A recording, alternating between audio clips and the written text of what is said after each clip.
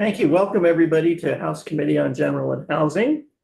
Today is Thursday, March 12th. March is moving right along. 1, 2, 3, 4, 5, 6. We have a quorum, a bare quorum. I know that we will be joined by our vice chair in a moment, and our ranking member will be in and out. I just want to start off by saying to those who are looking at us on video, and anyone in the room that bear with us, this is a difficult time this is the last week before crossover. So people are in and out. Yesterday, we had two bills before Ways and Means. Tom Charlton was there, and Gail Pezzo was there. I will be in appropriations from 10 to 11 today. And either our vice chair or our vice chair will take over while I'm gone. It's just the nature of things this week. We have a number of bills we're going to take this morning. We're going to look at H-172, which is an act relating to establishing a common interest community resource center. And that bill is going to be considered. We're going to hear from David Hall, from the Secretary of State's office, from Cameron, and then we're going to discuss it and potentially vote on it. And then we'll take a look at H704, and that is an act relating to tenant representation pilot program. And there, we're not scheduled for a vote. That is primarily an appropriations matter going forward. But looking backward, the committee expressed an interest in finding out, has this program worked? What has it accomplished? And this is a chance to hear about that. And then finally, there is 556, which is an act relating to exceptions to applicability of state minimum wage.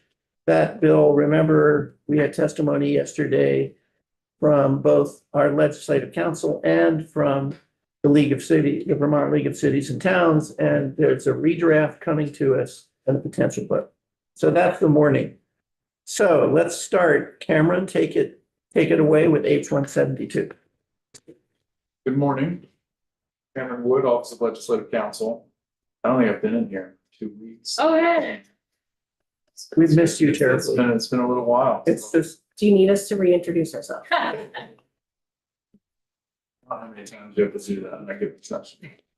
Okay.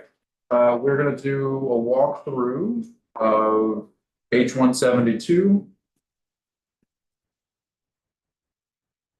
Share my screen. Okay, an act relating to establishing a common interest community resource center. Okay, before I jump into the language, I'm just gonna back up a second and talk about common interest communities.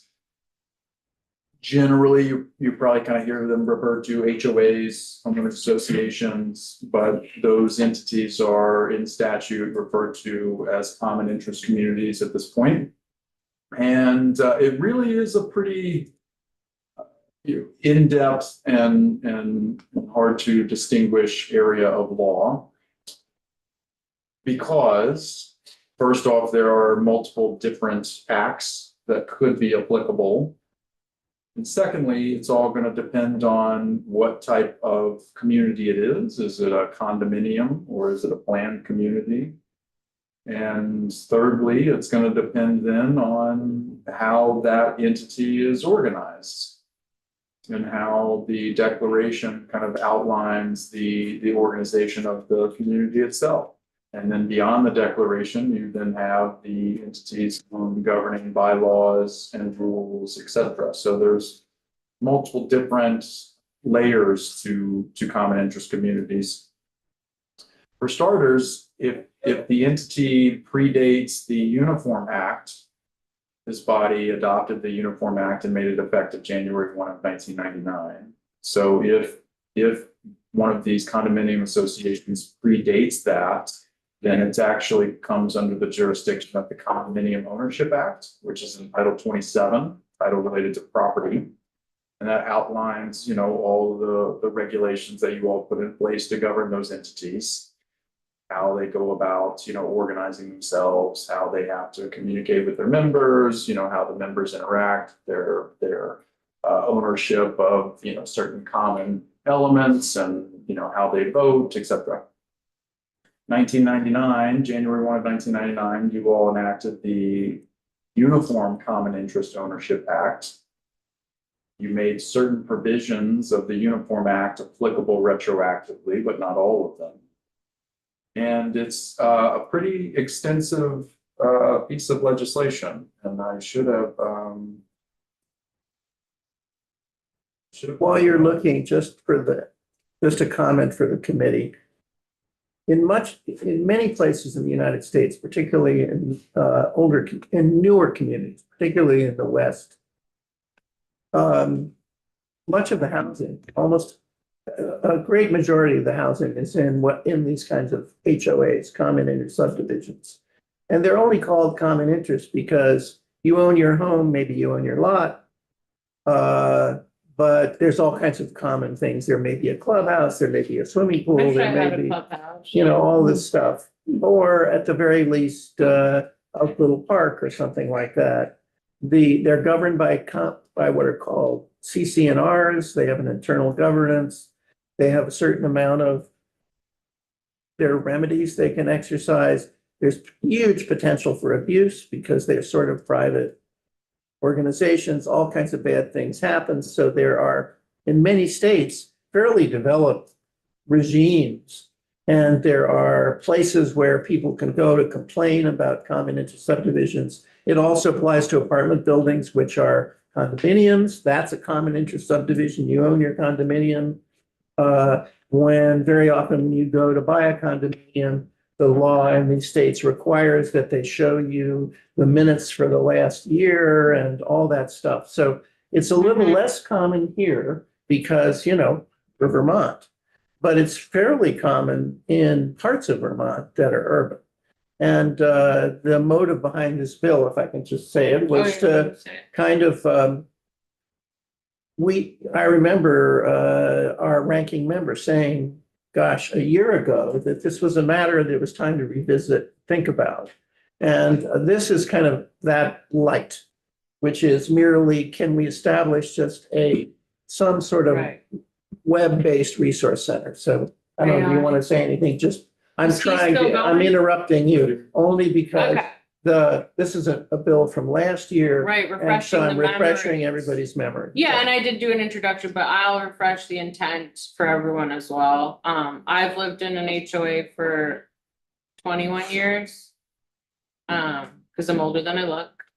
And yeah, and so I've been, familiar with all the processes, the board. I also represent part of South Burlington that has a tremendous amount of homeowners association.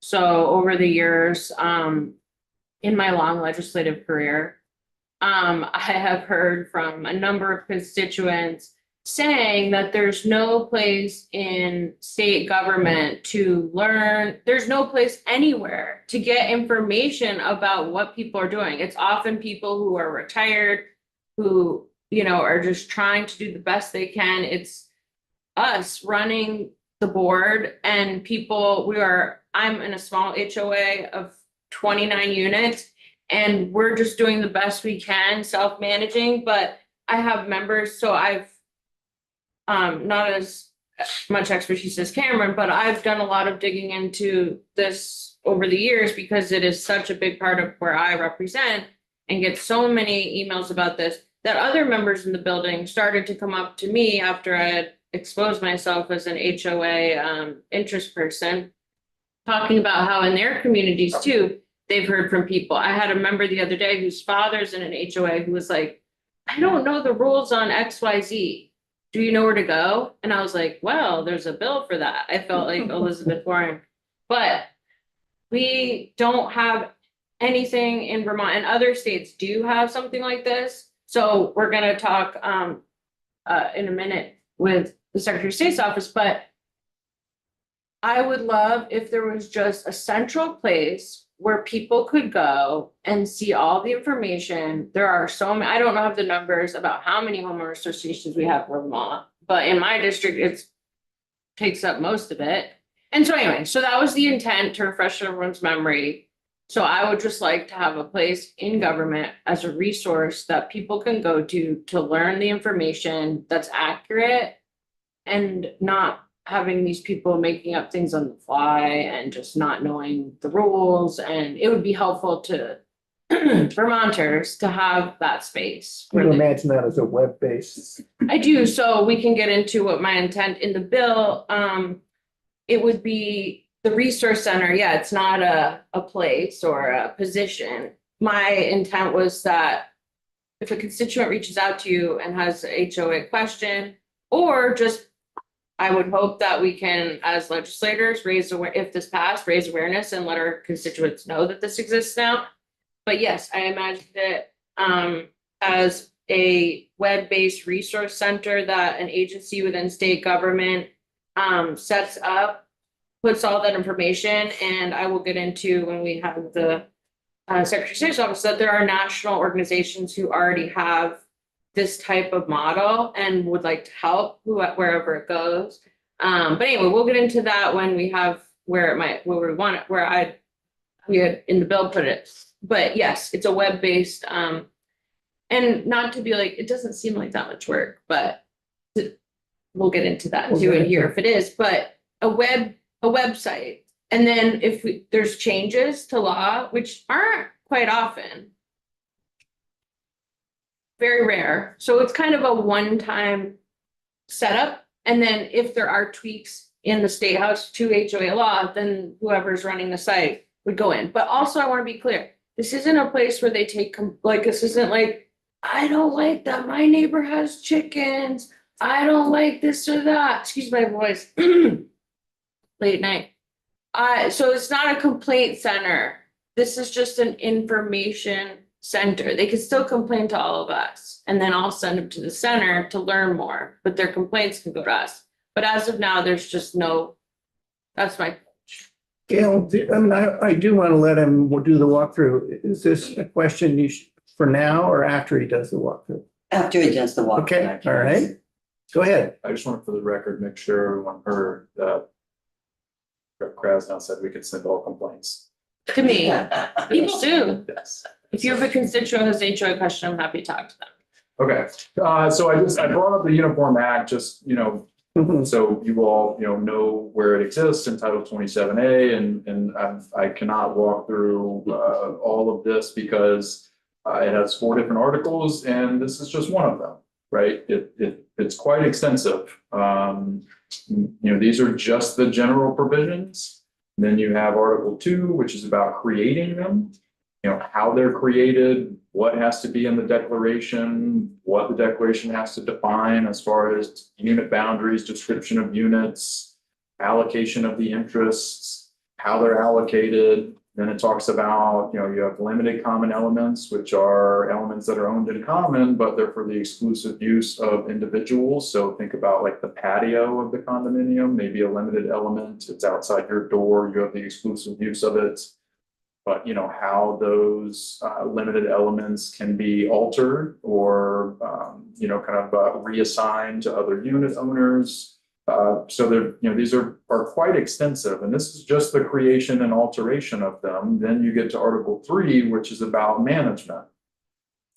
How they're organized, what's the power of the owners associations, bylaws, meetings, when they have to meet, what's a quorum, voting of members. So again, my point of simply bringing this up is not to walk through all of this with you all. I imagine later in the session, we might have reason to, depending on whether bills come this way or not. But I'm bringing this up just to identify the depth of the issues related to common interest communities and how challenging I imagine it can be for just a member of the public who is a unit owner to try to understand what the rights and responsibilities are of the association itself or the unit. So as I mentioned, the law could depend on when the association or when the community was created. Is it pre-1999? So it's under the Condominium Ownership Act. Is it post 1999? So it's under the Uniform Common Interest Ownership Act? Is it created post 2011 because there were amendments to the Uniform Act that were done in 2011 that some were applied retroactively? So that's your first question. Then you have to ask, is it a condominium or is it a planned community? What's the difference between those? It depends on who owns the common elements. In a condominium, each of the unit owners themselves own undivided interest in the common elements. Whereas in a planned community, the common elements are owned by the association itself, not owned by the individual members. So that can be an important distinction. And so then, as I mentioned, I assume if you have a community resource center and somebody called up and said, well, this is going on, I assume they would be very challenged of being able to answer a specific question because, you know, it's going to depend on a lot of those factors. And if you're frustrated with something that the unit association is doing, it's then going to depend on, well, what do their bylaws say? And what do their rules say? And so a lot of depth here is just what I'm trying to get at. So I'm going to walk through the bill. And unfortunately, I have to step out at 9:30, but I would be happy to answer any questions that anyone has, you know, while I'm here or offline. But the bill itself is going in Title 10, VSA 700. So it's adding here a common interest community resource center. Sub A, Office of the Secretary of State shall establish and maintain the resource center to provide information to the public about Vermont's common interest ownership communities. Moving to page 2, sub 2, the Secretary of State may contract that out. So they can contract that out with a nonprofit. The Common Interest Resource Center shall assist the public in understanding and navigating issues related to common interest communities, provide information, materials, and guides for the creation and administration of common interest communities, including matters related to the organization, the governance, budgeting, conflict resolution, transparency, and rights and responsibilities, and ensure the information required in the subsection is made available online in a user-friendly format. So a pretty straightforward bill, but I imagine the practical lift of it would be pretty significant with whatever entity is going to go about doing this. And we'd have to change the applicable date. Yes, sir, you would. Okay, Old. Thanks. any questions? Yes, go ahead. So I'm confused because I don't know if. Is it specific to HOAs that, so people can get the information of what an HOA is, or the individual HOA?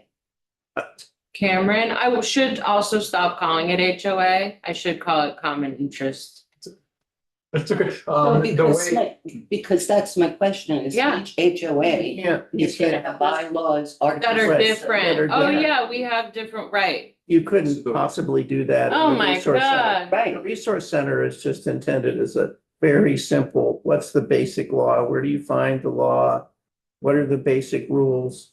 I Right. mean, you know, that would be applicable to every, you know, to everyone. And to tell Yeah, you people, totally could to tell flag. people, I mean, one of the things when you buy a condo Mhm. or you participate, you're supposed to get a packet that includes the Everything. everything in it. I mean, a class, and there are all kinds of problems. Often because, let's say a building is built, occupied, and it's 20 years later, everybody in the building is old. And they don't want to move, and they don't want to, and that every year they were supposed to contribute to a sinking fund of some sort. So when the elevator broke, there'd be money, right? And I then, do but that. they didn't, because they voted that this year we won't do it, and the next year we won't do it. And then someone young and new moves in and the elevator breaks. And there, I mean, there's so many issues like I that. had a flood. Yeah, right. Thanks to our dues, it paid it. But no, and can I say one more thing that Cameron alluded to the committee? That I don't even know if people know, but I want to be transparent. There's a Senate housing bill that has HOA stuff in it. So I think he was kind of pushing us to maybe attach to that and not vote it out by itself. I'm not pushing. I know, I know, I'm I not know. pushing you. No, you mentioned, But, because with the crossover time, if we don't finish what we need to do to get this out, I'm being transparent saying that there's another, if people like this So it's an bill, option. It's an Right. option, yeah. if people like this bill and things get hectic in the next 2 days, there is a vehicle for it, and I don't need my name on the credit.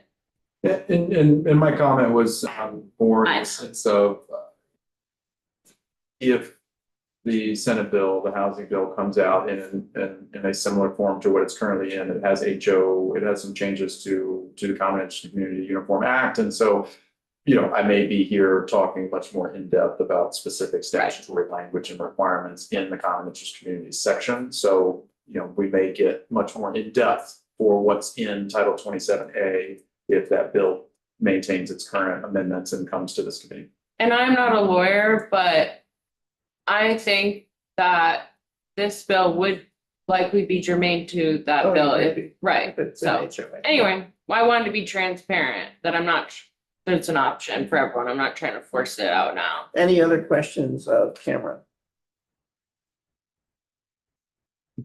Thank you. Yes, absolutely. 5 minutes early for you. Well, I'm gonna hang out for 5 then, Oh, okay. or for 2 or 3. Say, So our next witness is David Hall, is Director of Business Services at the Secretary of State's office. and for those of us who have been around for a little bit, returning. Former. Yeah, former Cameron. Honored to still be recognized among you. Thank you. Good morning. David Hall, Director of Business Services Division at the Secretary of State's office. I'm here for a couple of different reasons. First, the general counsel to the entire Secretary of State's office, Jenny Prosser, is with the kid at the dentist. But she's monitoring, and I actually just got a message from her that was helpful. Second, my division, the Business Services Division, does have some nexus because the UKiowa or VKiowa, whatever you want to call it, calls for the associations that manage these communities to be organized, and they can choose whatever form they want that's available in the state. They have to have one. And then that means, by definition, they have to register with us because we register businesses. So your homeowners association is the group that operates a planned interest community. So don't lose sight of that. That is an entity unto itself. Lastly, yes, in my former life, I did staff the adoption of the amendments in 2009-11, working with Carl Listman quite closely on this. The revisions to Vermont's adoption of UKiowa, so I'm pretty deeply familiar with it. What to say? We get calls. We are the place I think people think of at least part of the time about what's going on with their common interest community. I think Department of Housing may get calls. I think DFR sometimes get calls. I think lots of people get calls because nobody knows who to call. Right. And here's why. This is an issue that is extremely complicated on the one hand, and on the other, there really is no, frankly, state, public government nexus to it. That may sound really odd to you, given the prevalence of the communities. I'm sure you all have them in your districts. They are befuddling to many people because they're quite complex, and yet there's no state agency department with regulatory authority over them. Not even enforcement capacity unless there's some sort of consumer protection issue involved, in which case the AG or the state's attorney will get involved. But this is a private thing.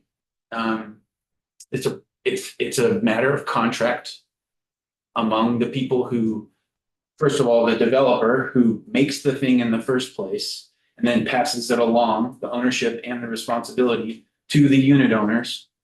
And then they have to self-govern in a private manner. It is private law governing private activity. David, let me interrupt you because Sure. I admit to being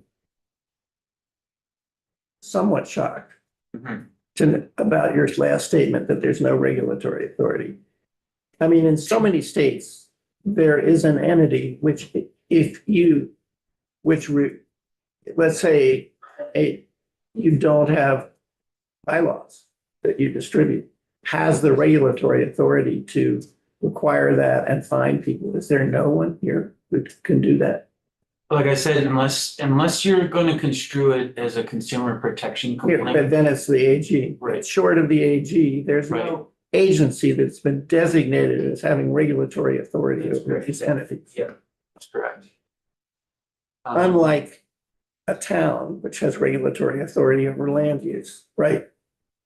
Yes, zoning, subdivision bylaws, complaints, ordinances, town comes in all the ways. So if there were overlap with a violation there, but like you said, if they failed to observe a procedural process or they didn't adopt bylaws that met the requisites of the statute itself, then your relief is to go through the associations, not to go to DHCD and say, Right. or what do we call it these days? It's Yeah, you changed got names it. so many times. So it's a little, so like I said, it's something, so Jenny, what she wrote to me, Jenny Prosser, our general counsel, wrote that she gets HOA governance calls a few times a month. She does try to help with the basics of, as you're suggesting, here are the 101 sort of ground rules for what the default provisions are in the statute. And we try to help in that way to the extent we can. The problem is, Cameron so cogently articulated to you, is that it is a fact-specific inquiry in pretty much every case. Okay. That is because there are articles and bylaws that govern the operations of each different community.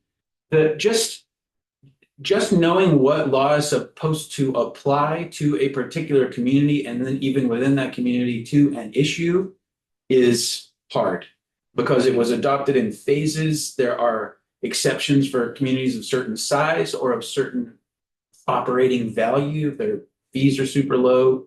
They could opt out of this, in which case this law wouldn't even apply to them. Or if it's a small unit, a small community, then it doesn't apply either. Can you explain that? Yeah, there's an exception to the applicability of the statute for small common interest communities. And what would that be? And I can't remember if it's 12 or if it's 20. I'd have to look. Oh, that's real small. But it is. So that's. No, but that's kind of not right. Actually, When 12 or 10 what? Units, sorry. So let me, probably I should disclose for the record, I actually am an owner in a 3-unit condominium and Oh, we wow. are not subject to this law, Yeah. but that's confusing, right? So the reason I ask, I live on a private road and in Fairfax, our zoning says that if you live on a private road, you have to be a part of an HOA. So like, and when, full disclosure, our HOA is amazing. Shout out to Chelsea. She's great. We love her. That being said, like when we were looking for a house, we said, under no circumstances do we want an HOA. Right. We found this place, we found the neighbors, it's just absolutely amazing. And it's truly because we share the road, it's a private road. And that is it. So in this case, it would be houses on the road, like houses that are on the shared common interest, correct? So different regulatory authority, different requirements. you just proved his point. Okay. But why couldn't that be something that's said on the website? You The can't. people you They can do know. that now. Say, Yeah. I don't know, all the time.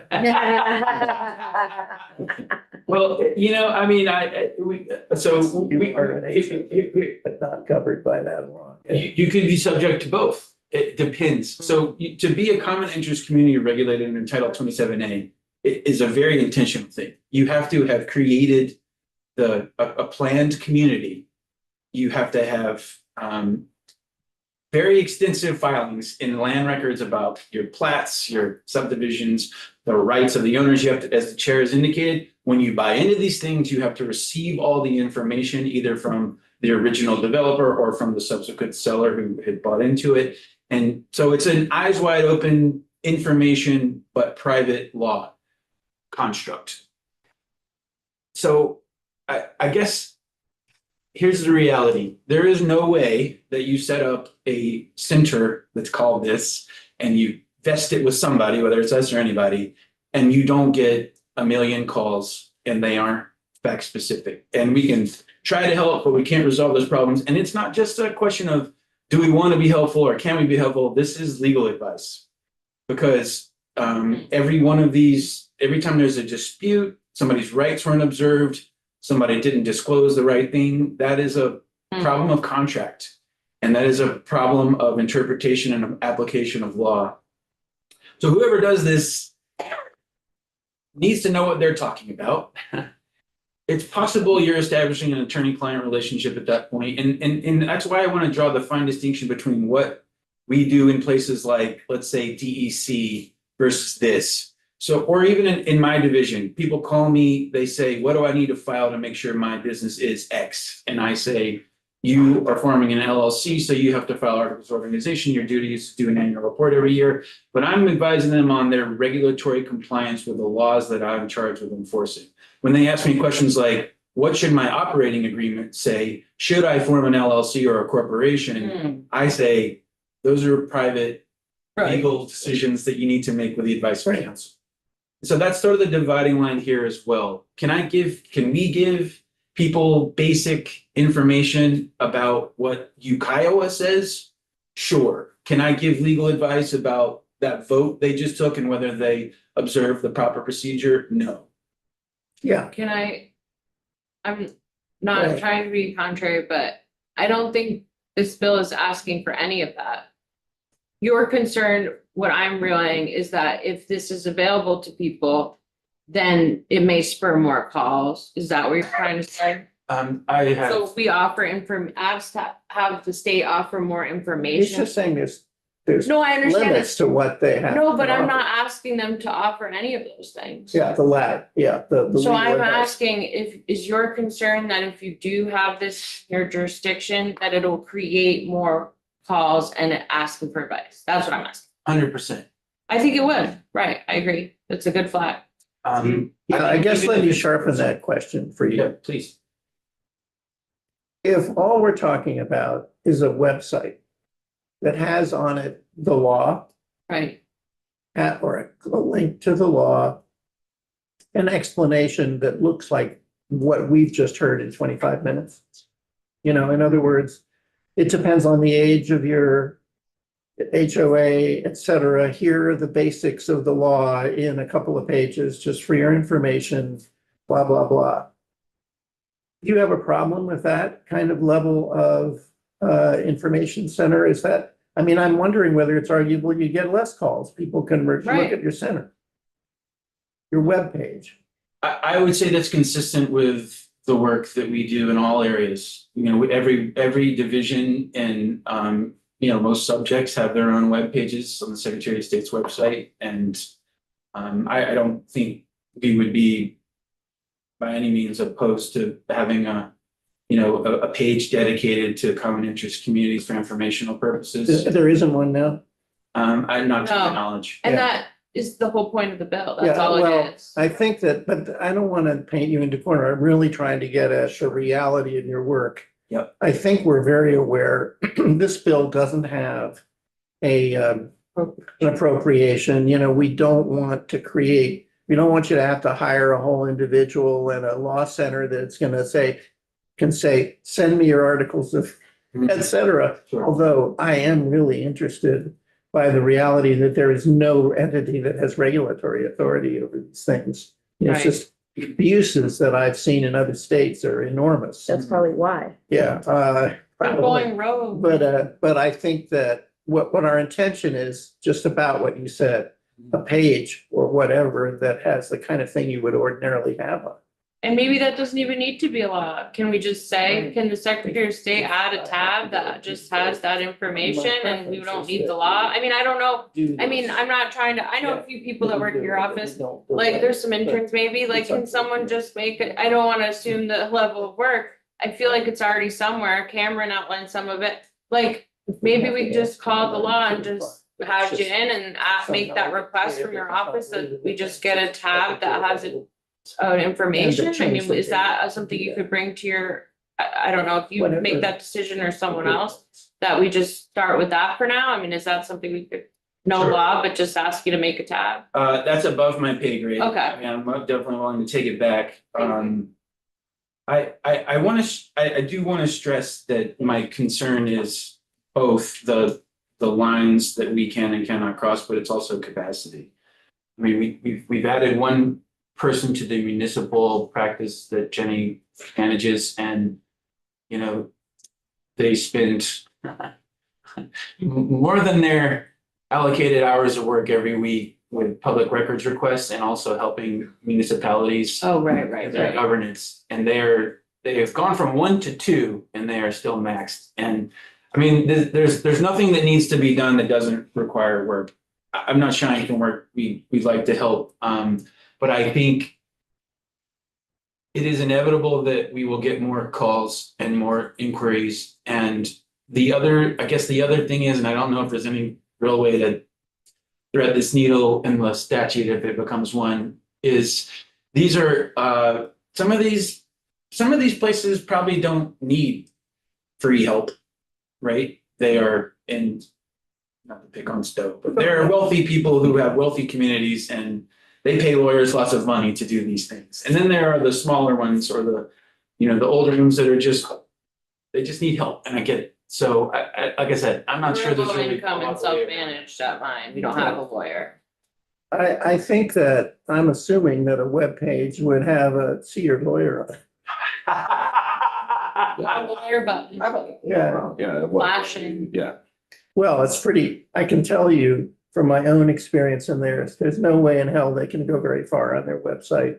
Other than the kind of stuff we've talked about here, the kind of stuff you've heard in the last 35 minutes is the kind of stuff, but once you go further, you're right in the weeds.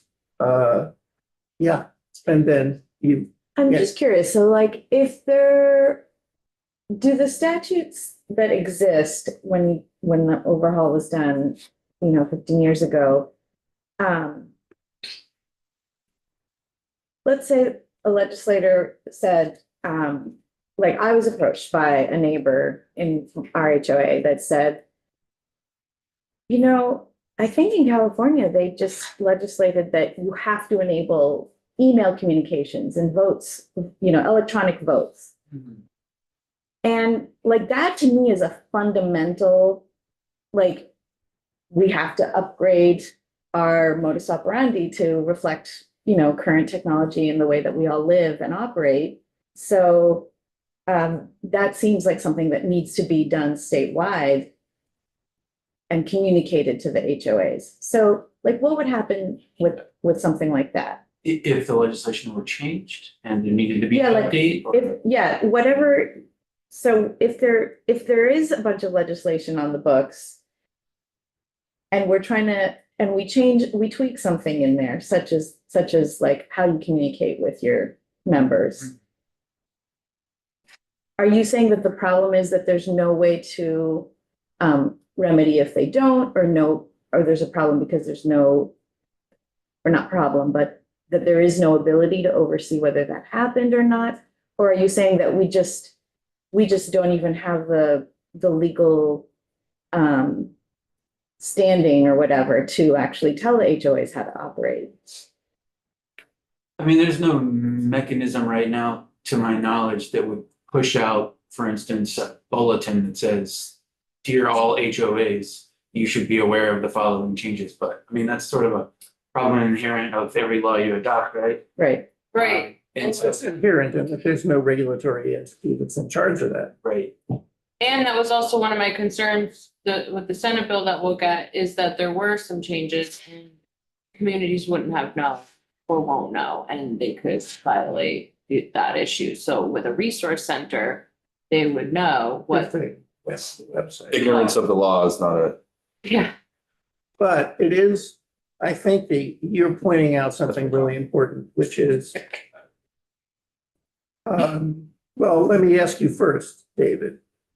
Did Mary have a question? I'm sorry. That's okay, go ahead. Well, just following up Does the current law require that HOAs have meetings?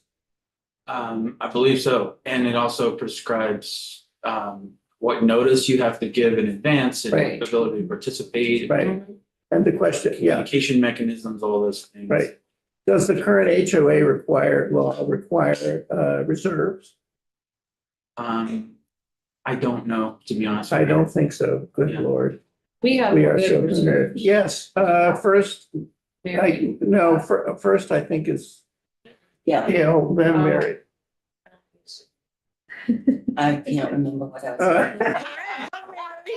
Mary, do you remember what you were Oh, doing? I know what it was. I know what it was. Representative Presnell is familiar with this, but I spent a good 6 weeks in trying to find out about an HOA.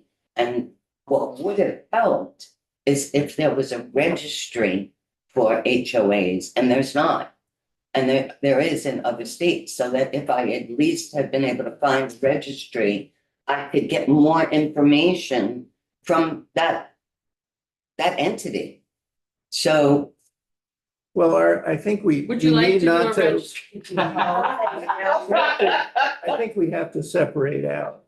I think it's good that we're having Yeah, conversations. this We is have to good. separate out the fact that we're learning, the more you learn about common interest subdivisions, the more you'll realize that maybe there's work to be done Mhm. next term or whenever to try to get a better situation. This is about a pretty simple registry. Mary, Thank you. I am a member of an HOA and my development is private road.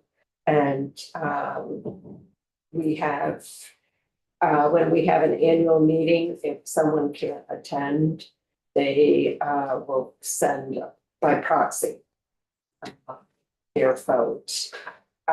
We had a situation where 10 years ago, our treasurer embezzled $20,000 Yeah. from our association. Ugh. And it was only discovered by a neighbor who said, we haven't seen the treasurer's report. And so it was brought to court. She knew she was guilty, was going to plead guilty, but her attorney said, plead not guilty. And the judge gave her community service and she was to pay $100 a month restitution. One. She started paying $100, then it went to 50, and then it was late. And today she is up to date with her payments, but she's not even to the halfway mark.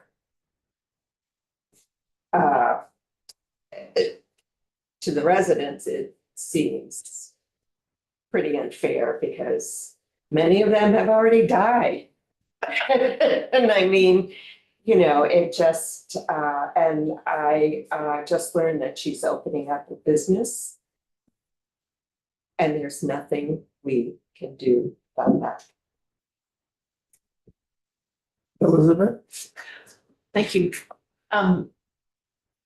I would like to just ask a question going back to HOAs being or common interest communities, being private law governing private activity. How does that fit with Dylan's rule? Like, does Yeah. that supersede local ordinances? Does that supersede? No. It stands beside it. So you would be subject to both. If you had a community that was located within a municipality that adopted zoning and subdivision, then you would be subject to that separately. And then Is it equal? I mean, if it's side by side, is it equal? No, I mean, not necessarily. I mean, if there were a provision, for instance, in a common interest communities bylaws that violated zoning, it would still be a zoning violation. You still have to comply with the zoning provisions. So it's more behavior, kind of? Yeah, think of it as, we all enter into one big contract together. And all of the provisions, the bylaws, the articles, the plats, the everything that govern our community together, we're all responsible to one another to observe all of the provisions that are in that contract. And if there's a violation, it's a breach. And we can collectively try to hold you accountable. You can petition the association to redress some sort of perceived wrong, but that's what I mean when I say it's private, it's internal. You have signed up, you have agreed to be part of this community, and it's be governed by its private rules. But let me give you an example. Please do. Here's a pretty controversial but not uncommon example. The HOA has a rule that you can only paint your house one of these 5 colors. Yeah. Oh, yeah, we have that. Okay. You painted a different color. The HOA can sue you and say, you have to paint a different color. You don't. The HOA can then put a lien on your unit and the amount of what it would cost to repaint it. When you sell your unit, let's say you sell it for $300,000. It's 300,000 minus the cost of repainting, and then they can repaint it. So there's an example of private law. You know, that's all private. That's between the HOA and you. If your town adopted a law Right, that said there shall be no limitations on color, or there shall be a limitation. well, but whatever, it would prevail. In other words, and tell me if I'm wrong, David, HOAs, that contract is not protected against contrary requirements of zoning law. I gotcha. Okay, so I mean, I was just, of course, it made me think of Manchester, where you have to have your, during it, in a certain area of Manchester, you have to have white, a house painted white with green clapboard. Right, But that is that trumps right, but Which one trumps? the state law or the Town zoning, ordinance. the town zoning, but I don't know, David, are there situations where towns, it's protected by the contract clause, Yes. something like So that? that's the one, that's exactly where I was going. And in fact, when the amendments were adopted, You couldn't reach back. you'll see in the implementation section of that law that only certain provisions apply to certain communities because of the contracts clause concerns. I mean, states usually win contracts clause cases, but we still try to be cognizant of it. And quickly, that's just where you would pass a law that sort of retroactively implicates or adversely affects parties to an existing contract. And But it's like, for example, there were, well, of course, there were HOAs that prohibited renting or selling your unit to anyone of color or a Jew. And state law preempted that, but that had the advantage that those are protected classes. There is the problem he's alluding to. I actually had to brief this at one point. There is a provision in the United States Constitution called the Contract Clause, which protects contracts from actions that invalidate or change the contracts by the state. The idea was, you enter into a contract to build something or do something, the state can't go in halfway through and change it. There are exceptions. There's a whole body of laws. What people tend to do, and that's why I think these laws were, a lot of these laws are not retroactive, or they're very careful about being retroactive, is because they don't want litigation around the contract clause. Why bother, just grandfather or whatever the term now is, the old stuff. But, a lot of Legacy HOAs clause. prohibit solar on the roof. Or they prohibit anything on the roof, because it's deemed unsightly. And then I think there's a state law now that we passed that says no, but I don't know that we made it, I don't know what we did with retroactivity there. Lots of questions. Yes, Ashley, go ahead. My understanding of the bill in front of us, and I'll defer to the ranking member, is that it is the creation of a website for information. We're not looking to change the law. Is that correct? Yeah, we're getting real weedy because this is a can of worms conversation. Well, but it's the the bill- first time for people. No, yeah, we're having it, but yes, you're correct, for the sake of everyone's time and your time, you are not our legislative council anymore, so we're kind of treating it like one. I do, it's connected. So Bill's looking for information, materials, and guides for the creation and administration of common interest communities, including matters related to organization, governance, budgeting, conflict resolution, transparency, and rights and responsibilities for homeowners and associations, and ensure the information required by the subsection is made available online in a user-friendly format at no cost to the public. Okay, that is the directive of this bill. There's, as we said, there's no appropriations. Is it reasonable to not put in appropriations in this at the capacity that your department has right now? You knew you were gonna get asked. I appreciate the question. I think it depends on which direction you go. If these words are on the page are the ones that survive, then I'm getting really nervous about the scope of what we're supposed to be doing. If the words on the page become more akin to 3, let's make sure we have a good public information resource about the basic framework of the Common Interest Community Act and the sort of the default, provisions governing things like formation, operation, management, dispute resolution. We're in the process of revamping our website. Oh, Where we, like I said, we do dedicate pages. Like if you go to my division site right now, you'll find information about what is an LLC. Mhm. You will not find me telling you, here's why you should adopt one, and here's why it's better or worse than that. And And we'll find like the guides or, you will find the basics. Yeah. Here's what it means, here's what you do, here's the defaults, here's where you need to start talking to your lawyer. Yeah.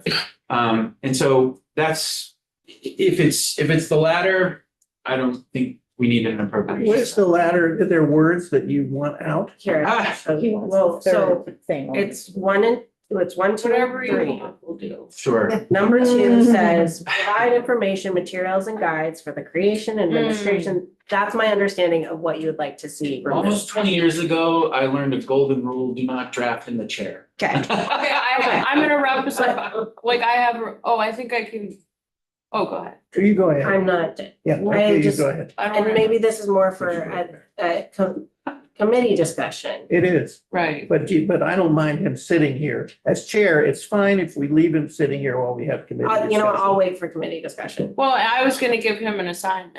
Well, I want a chance. If it's okay with the committee, I have to leave in a minute. I think it's good that David stay in the room and that we discuss this because I think we're going to want to bounce a few things off of him. And so I'm transitioning to discussion, and David, if it's okay with you to stay a little, okay, go ahead.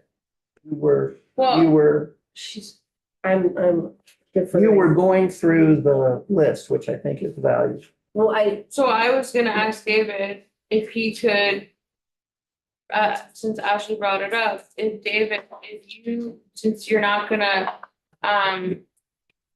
we all agree it's best not to do it in the chair. Would you mind, because again, we have time for this, would you mind, drafting, your, in writing to our committee so that we can share with Cameron to look at it with, I can't think of the word, because I don't want to say watering down, it's not that, we don't use that, it's, Still, distilling it down to what your office could be capable of and what probably my request initially was and what could be done. And again, knowing that there is another view, like it doesn't have to make crossover, there's time. would that be something that you could provide for us, that to distill it to what could be more of just a tab? I mean, sure, I'm a little, only hesitating because you're the policymaking body now. I don't want to put words in your mouth. I'm happy to work with you and with Cameron Okay. on language. I can also articulate to you the things that I see that give me more heartburn or less. And if you want to hear them, great. And if you don't, that's your prerogative as the legislature. It sounds to me like in the reworking of the rest of your website, that you have some limits, criteria, and sense of what's too meaty, what's helpful. How would this be worded so that it would be consistent with the approach you're taking with the rest of your website? Well, I mean, so that's a good question. That's a good way to put it. I gotta tell you, my first gut reaction is I would really like to not call this a resource center. Oh, change the name. And the reason being, because you know, I wanna provide information to people. But I don't want to be the center for your resources of how you solve all your problems in your common interest community. In that same vein, you know, on page 2 and B1, I'm great with helping you understand the issues. I don't necessarily think it's appropriate for us to help you navigate them.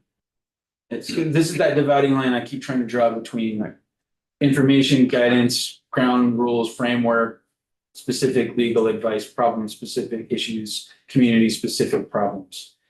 You know, in 2, you know, I like information and materials. I'm a little bit more reluctant to use a word like a guide, because I don't want people coming to us and saying, here's the 101 on how you set up a planned interest community. Because that's really, that is a legal framework that people need some significant help with.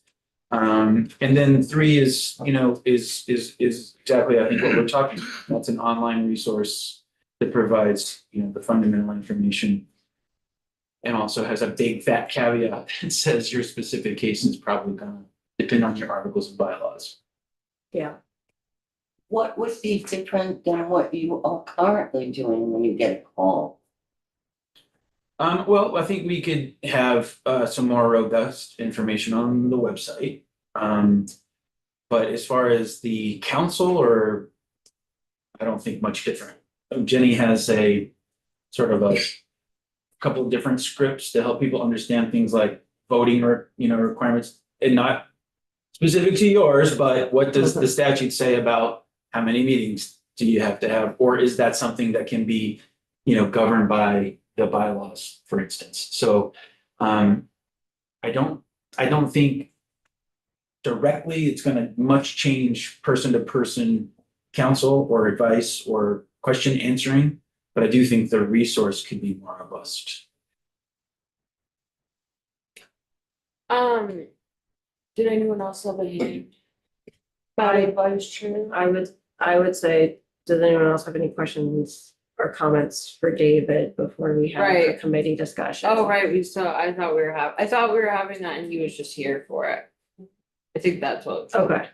I was just gonna say, how does the committee feel if I work with David and Cameron on a more, what did you call it, distilled? Sure. I like that. On I had a question for you. a more distilled version that could be doable, and perhaps moving forward, we may, again, we have the Senate bill coming over that has some HOA stuff in it that will, yeah. Doesn't seem like we have the time to distill it by Friday, so I don't need my name on it if we end up adding this to the Senate bill. It's not very controversial, so I don't think they would, right? Yeah, I think my question was going to be, I think this is a great conversation, but also understanding that tomorrow is Friday. Yeah, no. Like, do you have concerns about adding this to the Senate bill when it comes out? No, I've been very clear to myself and to Cameron, but I didn't know if the committee knew. I'm a nerd, so I've been watching the Senate hearings every day. So I know what's in their bill. No, not at all, and I don't need credit. I mean, this some of me thinks maybe this could have even just been a conversation. And it still might be. We don't know. That's another thing to bring back. Like, it still could just be as you're revamping, if you want. Anyway, we'll be in, David, I will email you and Cameron over again, this will not make crossover. So But is that, I just want to make sure. I'm you're- okay with that. It's gonna be all right for me. I think Communities will survive, I think. it is a small Right. but mighty bill. Oh, that's very kind. And I think the information that we're trying to provide is great.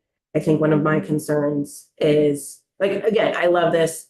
Our HOA is great. We are super hands-off. Hmm. But, you know, if it's just like calling it something other than a resource, like, what if it's just like the statue is online? And, like, Right, that'd be and- great. But I mean, we all read statutes and sometimes we're like, what does this mean? Right, it would have to be. So like, a- I think it does need to be more curated and I just, Mhm. I would Maybe I'll love to write it. unpack it just a little bit more personally for me. But like, I'm still very No, I supportive think of that's it. great. I think that's great. And I'm happy with that. So we'll connect Sure. offline. And the last thing I want to do is create more work for already under-resourced, understaffed agencies. This is a constituent bill that a lot of people in the building liked because this is right. And so let's just discuss the best path forward. For me, as the lead sponsor, I am comfortable with whatever the capacity is of your organization. Or I guess it's called an agency. What do you call yourself? Sure, we Whatever. We refer to it as an agency. Thank you so much. So I'm sure you have a lot of busy, It's all right. I'm glad to be here. It's But nice to you're- come across the street. your See you humble all again. returns.